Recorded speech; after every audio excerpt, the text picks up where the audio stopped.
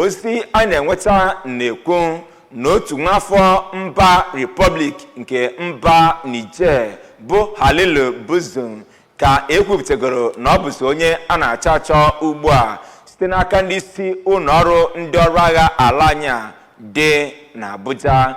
Onye isi na-ahụ maka nzikọrịta ozi na ọrụ na ya bụ n'ọrụ Major General Edward Buba bụ onye kwupụtara nke a n'oge ọ na-ata ndị nta akụkọ arụ ntị ụbọchị Tuesday, wee kwupụta na Buzu bụ onye a na-ebo ebubo na ọ bụ otu onye ndu otu isiekwu ọnwụ enwere n'ala anyị a, onye nke na-etinye aka na mpụ na omekome dịgasị iche iche na mpaghara Jawai Anka na steeti nke Zamfara.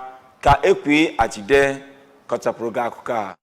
Major General Buba kwenyere na ndị ọgụ na-agbasi mbọ ike ijide Buzu ma kwụsị mpụ na-akpasa ihe na mpaghara ahụ. O kwukwara n'oge mkparịta ụka ahụ gbasara ọrụ ndị agha na-arụ na mpaghara 6 na Naịjirịa na ndị agha ga-eme ọfụma n'ọrụ ha ma ọ bụrụ na ndị obodo ga-enyere ha aka inweta ihe ọgwụgwa dị mkpa ka ha wee buru ụzọ karịa iso n'azụ ma o mesịa. O kwupụtara n'oge izu ụka a na-anwale na ndị agha gburu ndị omekome 227 ma nwụchikọ 529 n'ime ha. Dịka Buba siri kwuo, aka kpara mmadụ 11 na-ezu ohi mmanụ, napụta mmadụ dị 253 ndị ntọtọrọ ma napụ ndị ohi mmanụ ego a na-elegara anya na ọ dị ijeri naira 312,477 na mpaghara ndịda site na Abuja. Princess Ekwi Ajide, akụkọ ụwa ABS.